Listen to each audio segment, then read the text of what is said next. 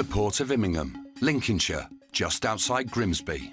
Britain's busiest cargo port, moving over 55 million tonnes of raw materials and freight every year. Next arrival, the Pochard S. 200 metres long and 23 metres wide. On board, 26,000 tonnes of fertiliser. In charge of getting it off the ship is Operations Manager Craig Stephen. At the moment we're just in the planning stages for 26,000 tonnes of granular urea coming in for 2 customers, about £7 million worth of cargo. Really valuable. It's going to take around 20 guys at around 4 days to discharge the cargo. Known as urea, it's an essential fertiliser for farmers, made from ammonia and carbon dioxide. Today's load's worth £7 million, but it can be easily destroyed by rainwater. To keep the 26,000 tonnes of fertiliser bone dry, Operations Manager Craig has to ensure there's enough space in the 5,000 square metre hangar. The end of the shed looks absolutely miles away at the moment, but as the vessel continues the discharge, the cargo will get closer and closer and closer to us, to the point where the whole shed will be full.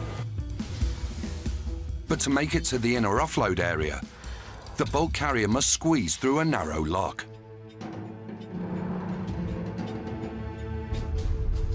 The vessel's 200 metres long and 23 metres wide. The lock is 26 metres, the vessel that's coming in is 23. So we're going to have about this much room either side of a 200-metre vessel. So bringing it in will be quite tricky. With not much space and notoriously challenging waters, Immingham's specialist tug team will try to bring the Pochard S safely into port. The fleet's newest tug, the Superman, will lead the operation. So bringing the vessel in at night obviously reduces visibility.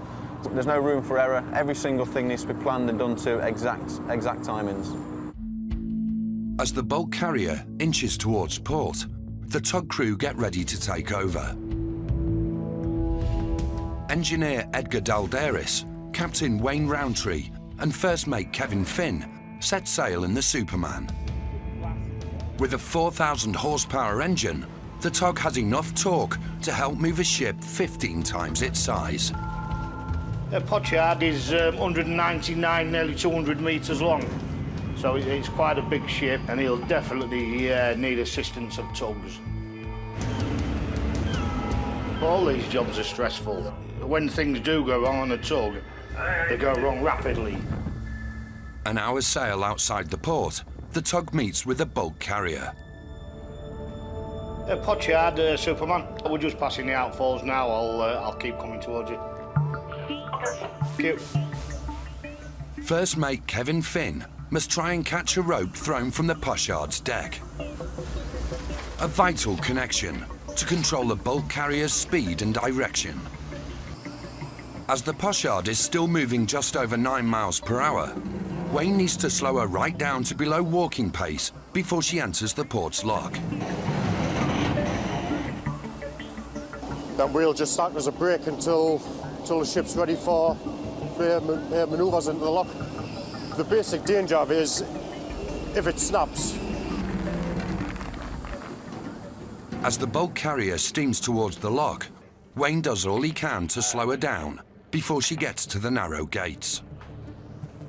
The Pochard weighs nearly 57,000 tonnes fully loaded, so even without her engines running, her momentum could carry her for miles without a helping hand from the tugs. There's very, very little room to play with. They have to get it right first time, otherwise it causes damage to the lock and damage to the ship.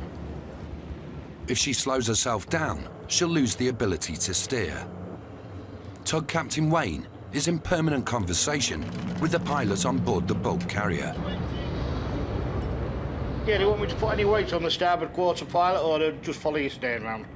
Just follow the stern round for now, please. Aye, aye. With just 150 centimetres between the lock walls and the Pochard, Wayne can't risk hitting the sides. It could cause millions of pounds worth of damage. What we don't really want to do now is let the ship rub along the concrete blocks as it's going in. Yeah, number 2, pilot, we're still on 25%. Okay, give us down to 10 now, please, thanks. 10%.